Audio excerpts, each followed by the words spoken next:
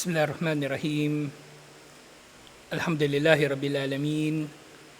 Wassalatu wassalamu ala asyrafil anbiya'i wal mursalin. Nabiyina Muhammadin wa ala alihi wa sahbihi ajma'in. Assalamualaikum warahmatullahi wabarakatuh. So ngayon tafsir, kaya ngayon sinisingit natin yung talambuhay ni Abu Bakr Siddiq radhiyallahu anhu bilang bahagi ng pagtalakay natin sa Suratul Lail. So siya nga yung tinutukoy doon sa mga huling aya ng Suratul Lail na natalakay natin, nasimulan natin natalakay nung nakaraan yung ilan sa mga mabubuting katangian ni Abu Bakr Siddiq radhiyallahu anhu o kahigitan niya kung ihahambing sa iba pang mga tao. Na yung pinakamatindi kumbaga na may ilalarawan tungkol kay Abu Bakr Siddiq radhiyallahu anhu, siya na ang pinakamainam na tao na hindi propeta. Yun si Abu Bakr Siddiq radhiyallahu anhu. Sinabanggit dito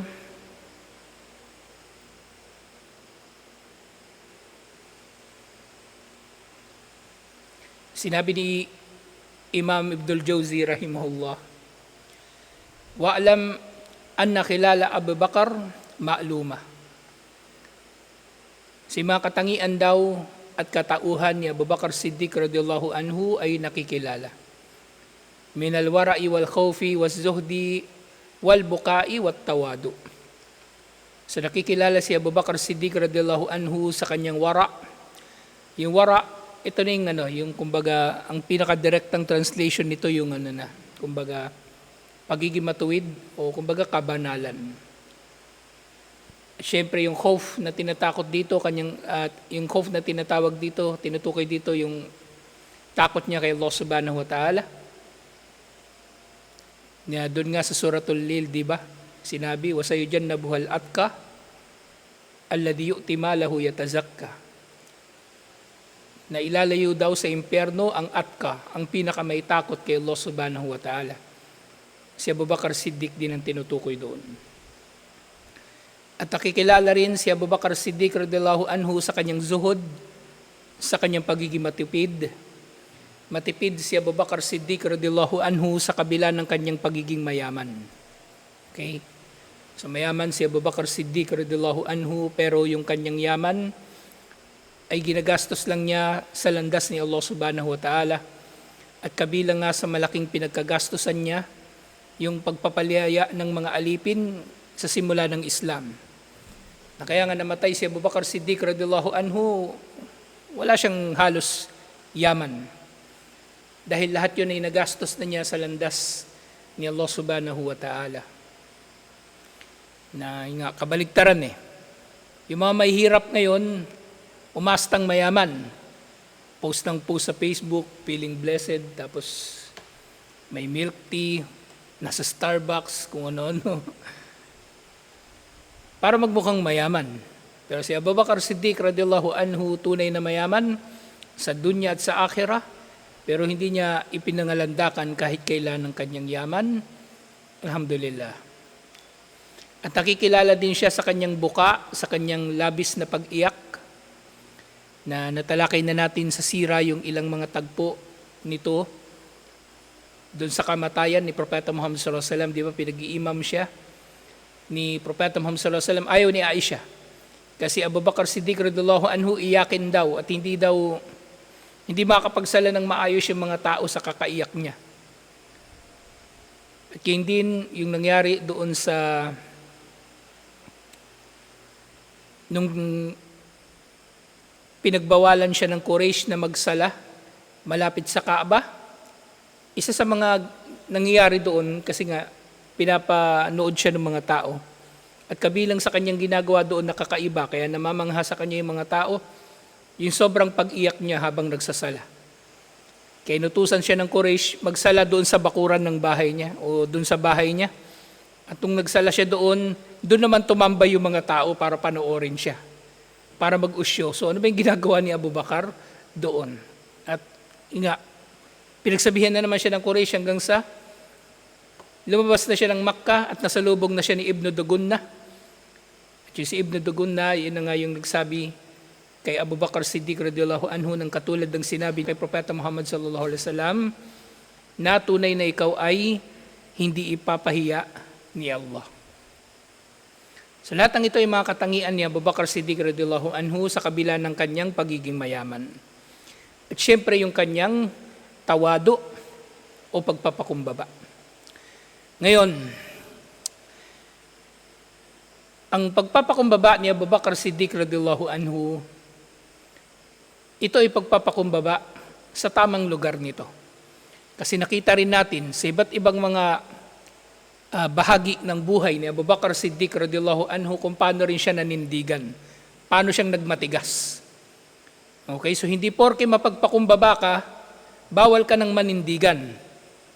Okay, nagpapakumbaba ka, tapos nanindigan ka, nagmatigas ka sa isang bagay, sasabihin ng tao, ang yabang mo naman, dati mapagpakumbaba ka, bakit ngayon ang yabang mo na?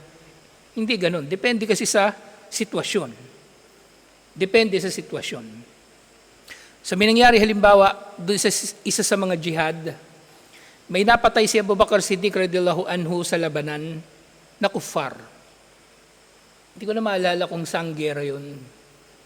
Pero napatay niya yun, hindi naman nila agad makukuha yung yung mga ganima, di ba?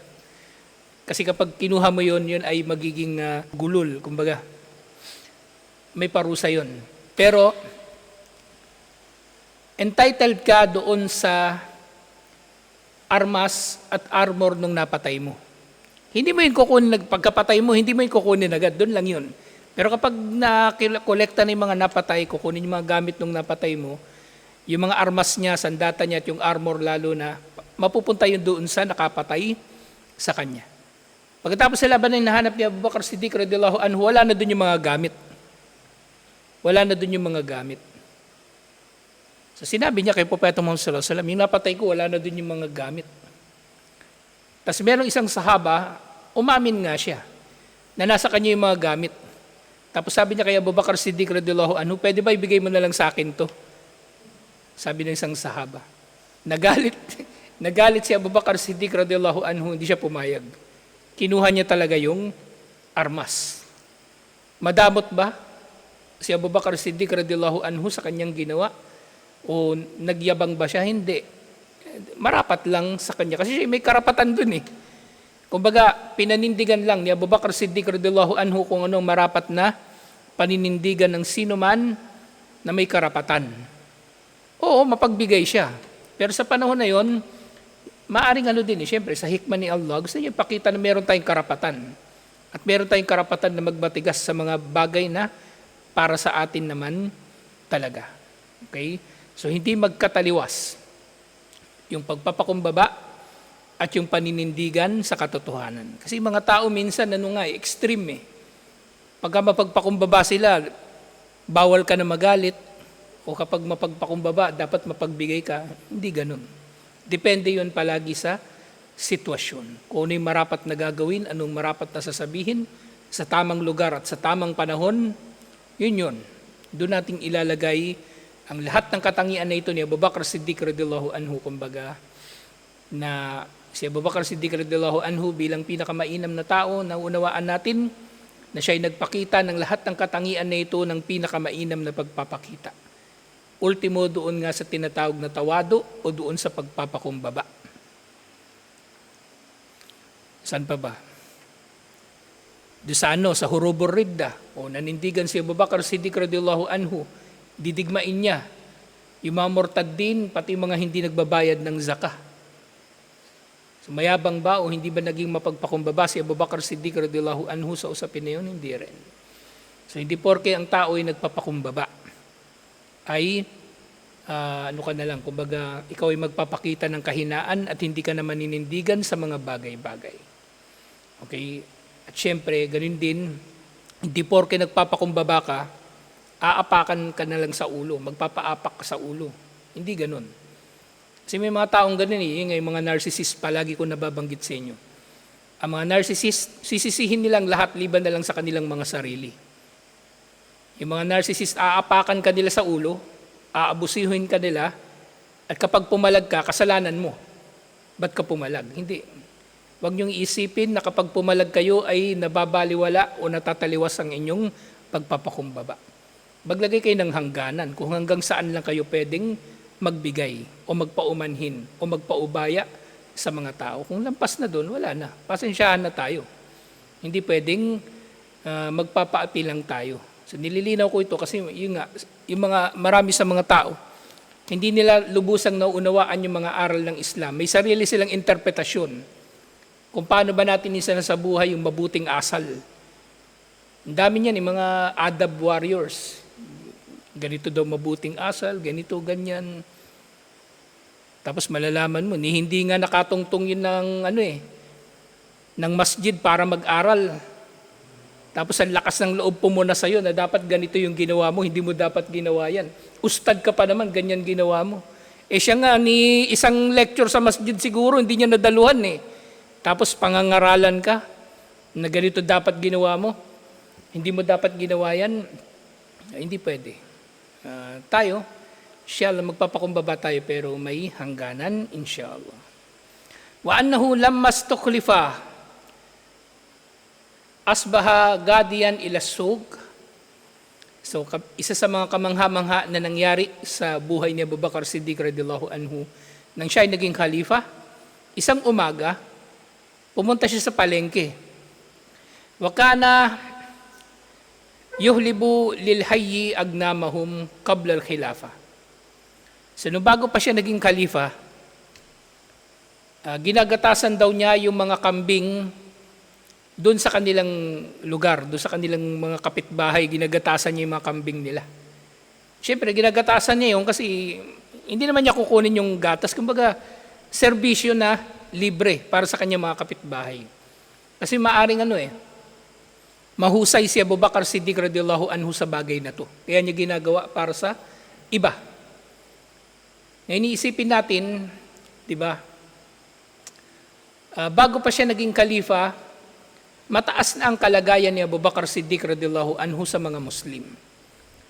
Pero despite that, si Abu Bakar Siddiq radhiyallahu anhu ay meron pa ring panahon para paglingkuran yung kanyang kapwa-tao.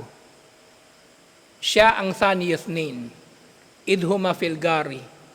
Siya ang pangalawa sa dalawa. Nang silang dalawa ay nasa kuweba nila ni Propeta Muhammad sallallahu alaihi wasallam. At sinabi sa kanya ni Propeta Muhammad sallallahu alaihi wasallam, la takhaf inna Allaha ma'na, huwag kang matatakot, kasama natin si Allah. So ganun si Abu Bakar Siddiq radhiyallahu anhu. Pangalawa siya palagi ni Propeta Muhammad sallallahu alaihi wasallam sa lahat ng bagay. Pangalawang nagmuslim, pangalawa sa pamumuno sa mga Muslim, pangalawa sa antas ng pananampalataya, pangalawa nga doon sa Garhira, pangalawa doon sa Hijra, at iba't iba pang mga bagay na nangunguna si Abu Bakar Siddiq radhiyallahu anhu at pumapangalawa siya kung si Propeta Muhammad sallallahu alaihi wasallam lang ang mauuna sa kanya. Pero never na nagkaroon ng sahaba na nauna kay Abu Bakar Siddiq radhiyallahu anhu. Kahit si Omar bin Khattab radhiyallahu anhu, di ba maraming kwento? Yung gustong-gusto na mauunahan ni Omar si Abu Bakar Siddiq radhiyallahu anhu, halimbawa dun sa Jayshul Usra, yung inahanda yung hukbo para doon sa labanan sa Tabuk. So gusto ni Omar ibigay yung kalahati ng yaman niya. Tapos akala niya may higitan na niya si Abu Bakar Siddiq radhiyallahu anhu kasi kalahati ng yaman niya binigay na niya. Dumating si Abu Bakar, dala-dala lahat ng kayamanan niya. O naisahan na naman siya ni Abu Bakar. Tapos nangyari pa na yung kwento doon sa yung bulag na matanda na pinupuntahan ni Omar na kumbaga na nakita niya na yung matanda laging maayos yung kanyang lugar. Ibig sabihin merong nangangalaga at nalaman niya na yun ay si Abu Bakar ang may kagagawan. So biruin niya yun, si Abu Bakar Siddiq radhiyallahu anhu meron pang panahon para sa mga bagay na ito. Okay? Pero ngayon yung vlogger hindi mo na malapitan, hindi mo na maistorbo, hindi mo na mahingan ng tulong. Yung kotse mo tumirik, pagtutulakin mo sana ng kotse, kukuha muna ng camera yon bago ka tulungan. Okay, hindi ka talaga papansinin kasi walang pagsikat sa iyo eh. Pero siya, alhamdulillah, so ganito si Abu Bakar Siddiq radhiyallahu anhu. So naggagatas siya para dun sa kambing ng kanyang mga kapitbahay. Falamma buyi'a qalat jariyatun minal hayy. Pero nung siya ay naging khalifa na at nagbayan na sa kanya ang mga tao, meron daw isang batang babae na nagsabi sa kanya. At pagkakasabi nga dito, jariya. Ang jariya, maaring mga hulugan din na alipin na babae. So biro niyan, alipin na babae nakikipag-usap sa khalifa, nakikipag-usap sa, kumbaga, pinuno ng mga Muslim, at sabi pa niya, ng bata, al-ana la yuhlabu lana. Al-ana la yuhlabu lana. Ngayon, hindi ka na maggagatas para sa amin. O ngayon, hindi na siya maggagatas para sa atin. Kumbaga, ang pagkakasabi ng bata sa third person, kasi nahihiya siyang direktang sabihin yon kay Abu Bakar Siddiq radhiyallahu anhu. Parang pinaparinggan niya lang si Abu Bakar. Pero sabi ni Abu Bakar radhiyallahu anhu, bala laahlibannaha lakum. Sabi niya, hindi, mananatili pa rin ako na maggagatas ng mga kambing para sa inyo. So ganun si Abu Bakar Siddiq radhiyallahu anhu. So hindi siya binago ng kanyang pagiging khalifa. Hindi siya yumabang, hindi siya naging mapagmataas, hindi siya nanamantala o ano paman. Ngayon, iba maging barangay tanod lang, yung yabang na eh. Maging tagalista lang ng pautang, nag-iba na yung ugali. So, iba talaga, kumbaga, nasa ibang antas talaga ang mga sahaba kung ihahambing sa atin.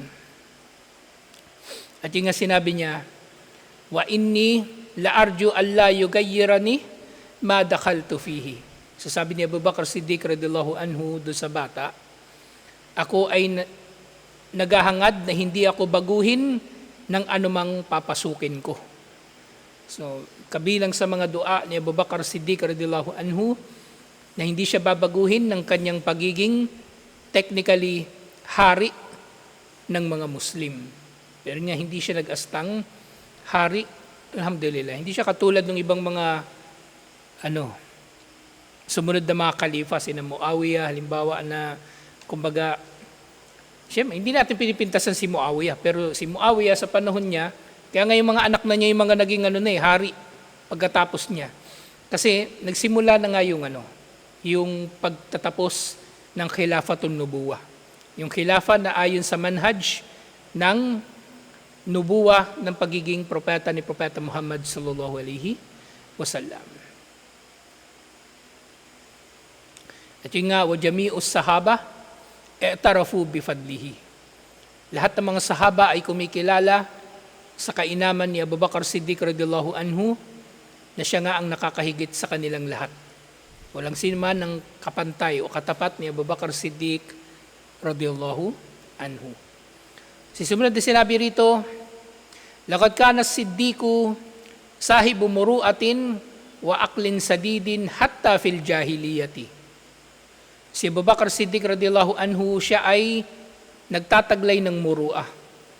Yung muru'ah, maaari natin itong maunawaan bilang karangalan, delikadesa, pagiging disente.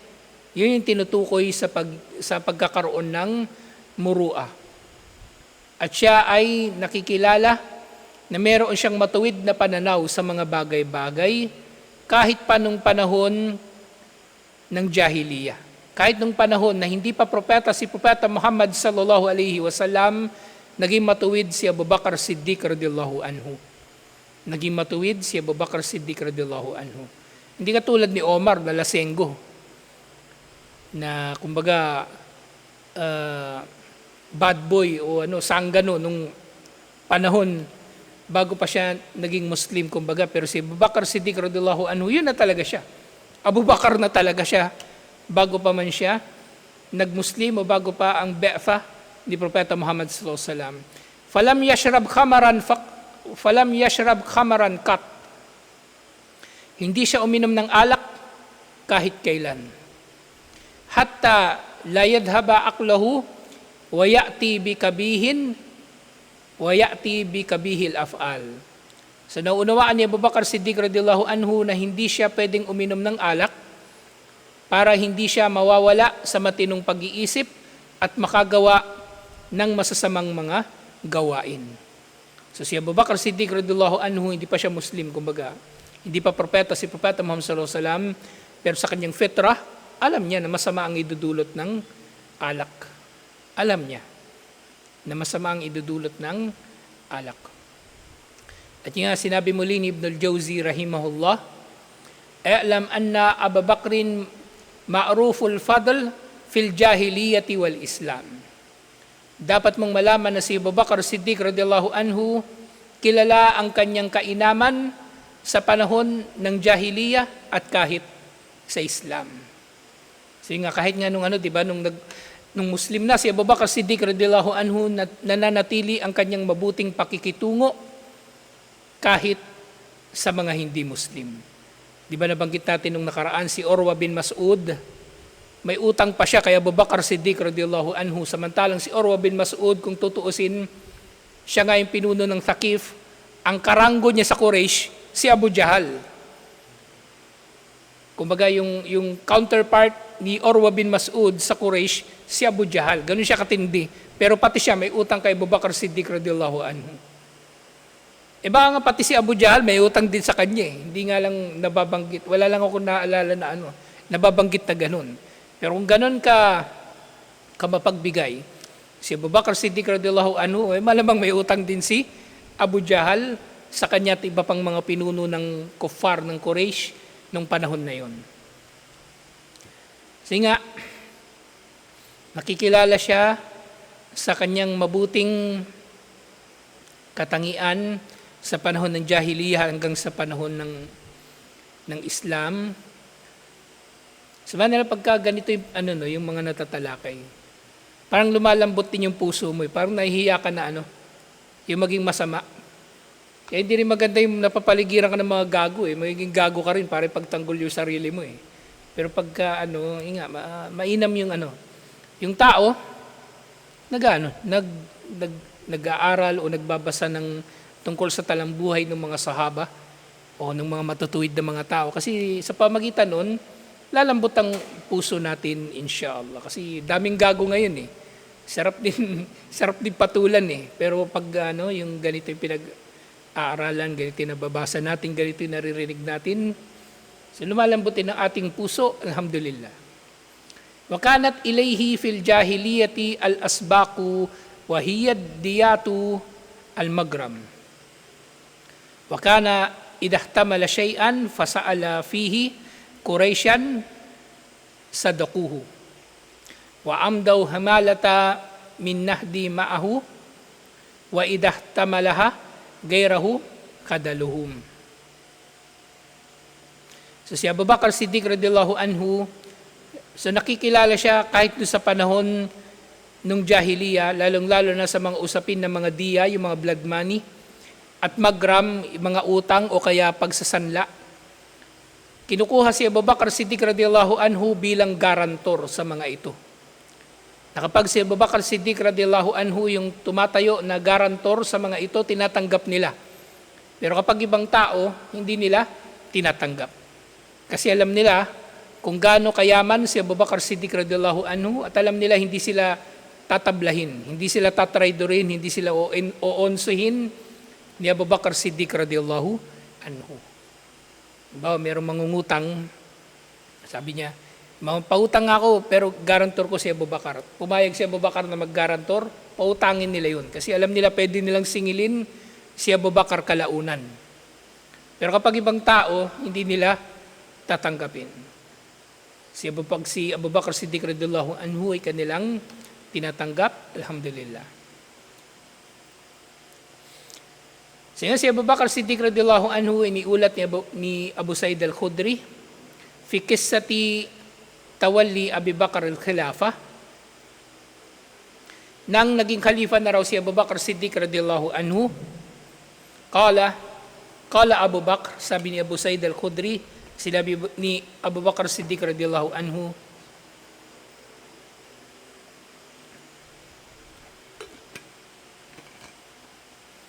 alastu awwala man aslam, alastu sahibi kada, alastu sahibi kada. So dito, nung naging khalifa na raw si Abu Bakar Siddiq radhiyallahu anhu, nabanggit niya yung mga bagay na ito. Hindi na tinuko yung context kung bakit niya nasabi ito. Pero iniulat ito ni Imam at-Tirmidhi na nababanggit niya sa mga tao na siya ang kauna-unahan na nag-Muslim at siya ang gumawa ng ganito at gumawa ng ganyan. Pero maaari, na yung katulad na nabanggit ko kanina, si Abu Bakar Siddiq radhiyallahu anhu siya nga ay papagpakumbaba. Pero kung merong kailangang panindigan, maninindigan siya sa isang bagay. So maaaring itong ganitong statement mula kay Abu Bakar Siddiq radhiyallahu anhu ay kanyang nasabi bilang isang patunay o dalil sa isang bagay. Pero nga hindi na nabanggit dito yung yung context dito. Pero ang malinaw dito, siya ang kauna-unahan sa mga kalalakihan na nagmuslim. Siya ang kauna-unahan sa kalalakihan na nagmuslim. Ngayon, ang pagkakaunawa kasi natin dito, nang pumunta si Propeta Muhammad sallallahu alaihi wasallam kay Khadijah, di ba galing siya ng Gar Hira, pinaniwalaan agad siya ni Khadijah. Pero sa panahon na yon, wala pang kumbaga, wala pang naibalita na shahada. Pero mauunawaan din natin ng kauna-unahan talaga sa mga tao na nagmuslim, si Khadijah. Ngayon, paano si Waraka? Di ba pagkatapos pumunta kay Khadijah, pumunta sila kay Waraka? Yung nga, pagpunta niya kay Waraka, wala pa talagang shahada doon kasi hindi nga niya alam kung ano siya eh. Kaya paano magkakaroon ng shahada na Muhammadur Rasulullah? So, maunawaan natin dito na talagang si Abu Bakar Siddiq radhiyallahu anhu ang kauna-unahan sa kalalakihan na nagmuslim.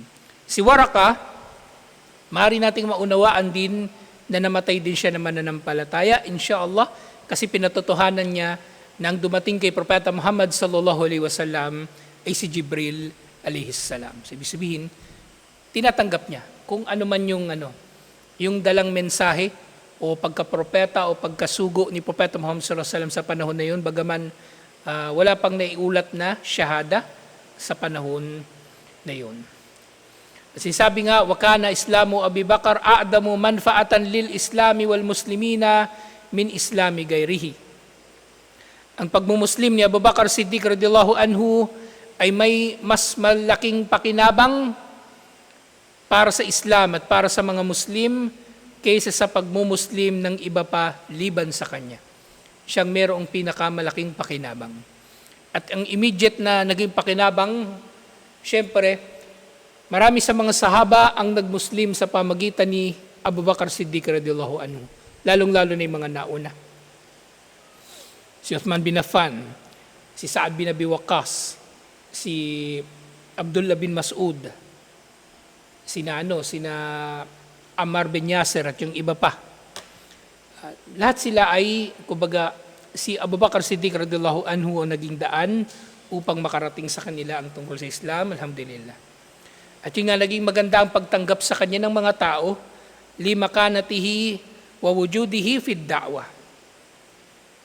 So, naging malaki ang kanyang pakinabang sa Islam at sa mga Muslim dahil sa kanyang mataas na antas sa lipunan at ang kanyang da'wah, alhamdulillah.